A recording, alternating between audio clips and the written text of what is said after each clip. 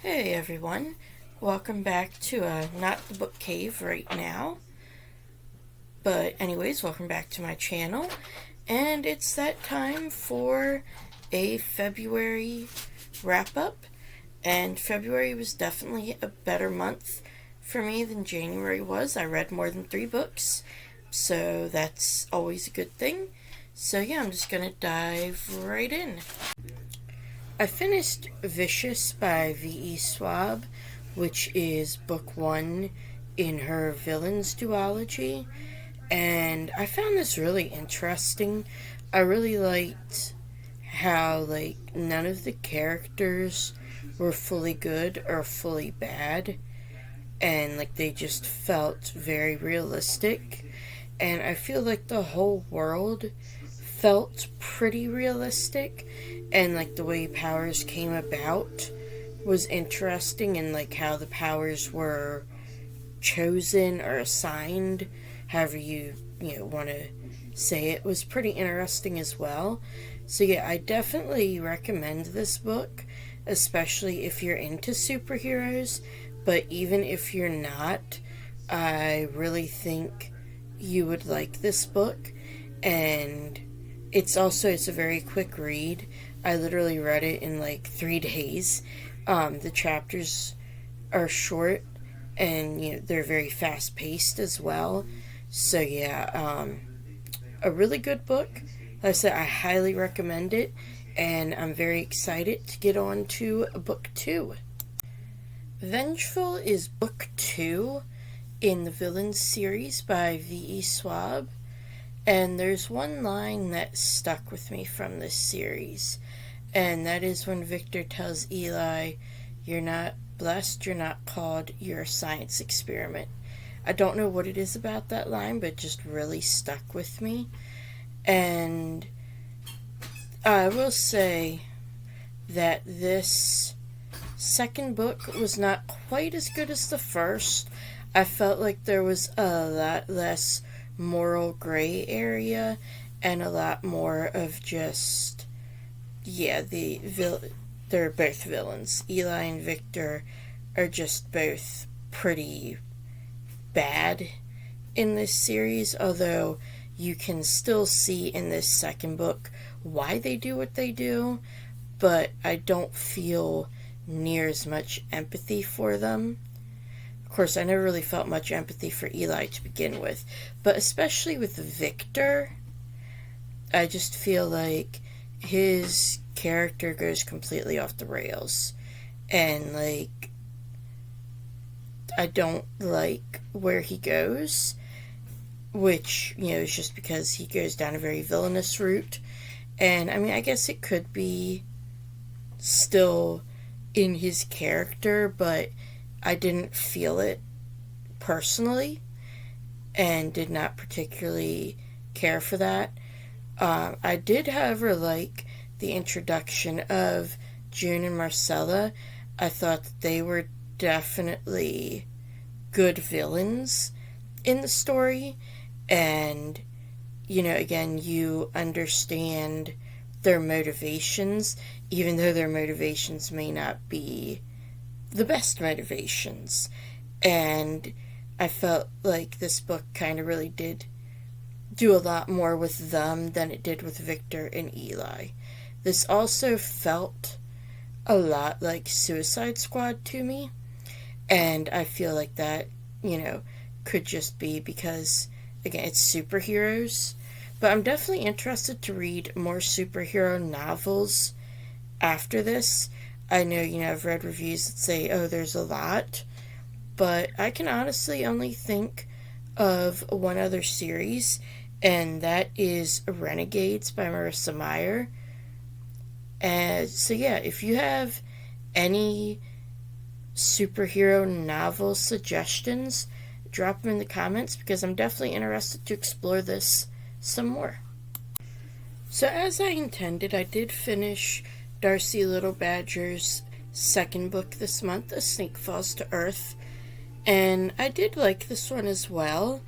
I felt like there were still some, not necessarily gaps in the world building, but things that you're expected to just take for granted without any explanation.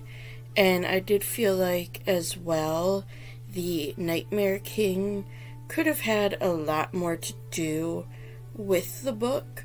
Although, again, this has a lot to do with the format the book is in, which is inspired by traditional Lipan Apache storytelling, in which the story doesn't truly end. It's kind of like this is a snapshot with these characters, and there will always be more. And so I feel like that's a lot of what this did. And it is very obvious from this book as well that Darcy Little Badger is able to write many different characters. You have the characters in this book of Ollie and Nina, who are both a little more laid back, maybe even could be considered a little timid. And then you have Risk and Rain, who are both a little more outgoing and, oh, I want to know what this is, I want to do this, I want to go on an adventure, and are always doing that. And I did like the way that Ollie as well, he changes throughout the book, and the way that he is very loyal to his friends throughout the whole book regardless. So yeah, this is definitely a fun read. I will say this one I feel like skewed a little towards the younger end of YA rather than the upper end.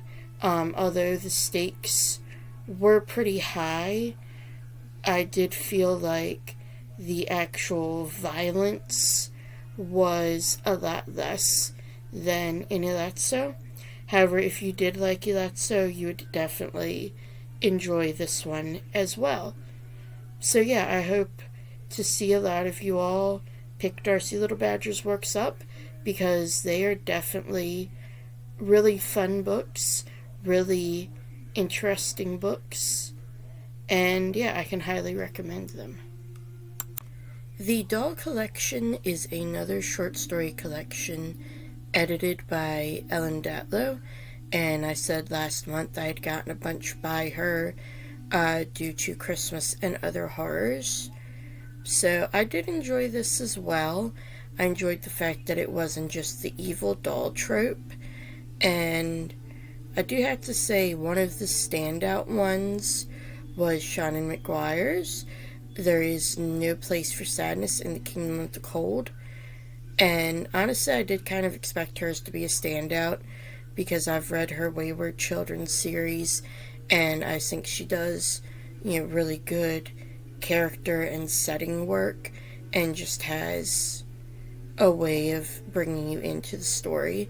Then there was Miss Sybil Cassandra, which was written as a series of letters, and that one I found kind of funny just for the fact of who one of the characters was and how the fortune came true. And then a lot of them were seriously creepy, but I won't really say any of them were outright scary to me, at least. Obviously, your mileage may vary, but this was definitely an interesting collection, and I am looking forward to reading some of the other ones that I have that have been edited by her as well. I listened to Did You Hear About Kitty Carr, and I thought this was very reminiscent of Evelyn Hugo, where you have a starlet who has something about herself to hide. I did feel like Kitty Carr dealt with race a little better, or delved a little more into it. I did feel like the characters were a little messy at times, and that they weren't fully developed as well, but I still thought it was a pretty good book for what it was. I did rate it 4 stars, and if you're interested in like 50s Hollywood. If you liked Evelyn Hugo, if you want to read a story that deals with segregation and racism in the South and how it impacted Black people and how it continues to impact them, then I think this is definitely a very good book. It does bring up some very good talking points as well. So I do recommend it. Just don't expect it to be, absolutely 100%, oh, this is a perfect book, which of course, almost no books can be perfect, obviously. So I wound up checking out the digital audio book for Forget Me Not and listened to it instead of reading it. And I will say it's a basic rom-com. Not basic in a bad way, but just kind of you know what you're getting into. And some of the stuff was a little cringeworthy. Some of the character choices were a little like, seriously, there's so many better choices. But I did think overall this was a fun rom-com, and I did enjoy the setup of Amma being a wedding planner and Elliot being a florist. And I just thought that was a really cute idea for how to have them meet and everything. So I did enjoy that aspect of it. And I do feel like it wasn't super cringe in the cringy moments, and they were very short cringy moments. So yeah, if you enjoy rom-coms, I really do think that this would be a fun one to add, to your reading list. So I listened to Happy Place by Emily Henry, and this is the first book I've read by her, or listened to by her, and I thought it was pretty good. It's a contemporary romance, second chance romance, and I did feel like the second chance was done very well, and I felt like the reason for the original breakup made a lot of sense, whereas, some of them don't. And I did feel like the characters were very real, although, as with a lot of books I've been reading lately, they felt kind of messy at times, which, that is kind of part of life, and the fact that they've been friends for so long and things are starting to change. So yeah, it's definitely a good book. If you're into contemporary romance, I could definitely recommend it. And I did really enjoy the characters developing throughout the book as well, and the fact that we had a focus on friendships as well as the relationships I really liked too. So yeah, if you do like I said, contemporary romances, I definitely think this would be one that you would enjoy. I finished Beach Read. I listened to this one as well, and I have to say I did enjoy Beach Read more than Happy Place. I felt like the characters were better developed, or at least I liked them more, and I liked the development of the relationship more. And granted, this one, even though it is kind of a second chance, it's also a bargaining relationship, because they never really did have a relationship to begin with. They just knew about each other. And yeah, I just enjoyed this one more, and I'm definitely going to be reading or listening to more Emily Henry's. I have People We Meet on Vacation, and oh, I can't remember what the other one is now. But they're both book lovers. Sorry. And I have also Funny Story, all on hold audiobooks at my library. So as they come in, I'll definitely be listening to them. And I do feel like Emily Henry is a good contemporary romance writer. And she is somebody who, again, although I don't normally like contemporary romance, I feel like she puts a lot more than just the romance into her books, and I feel like they're not as cheesy as other romances that I've read. So yeah, I definitely recommend her if you want to read a good, fun romance. And this, so far, both of her books have definitely been summer reads as well. Although obviously you can read them anytime, but I feel like summer's probably the best backdrop for them. I read Swamp Thing Twin Branches, and this is part of the YA imprint from DC that reimagines their different characters as young adults, obviously. And I'll say it wasn't bad, but it's definitely not one of the better offerings. For one thing, it's called Twin Branches, and Alec has a twin brother. So I expected there to be a lot more to do with the twin aspect, just from the title, and there really wasn't.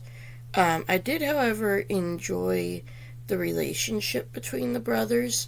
They obviously care about each other, and I thought that was portrayed pretty well. It is kind of a standard YA story in which there's just a lot of angst trying to find where you fit in. Sorry, you hear my dog barking. And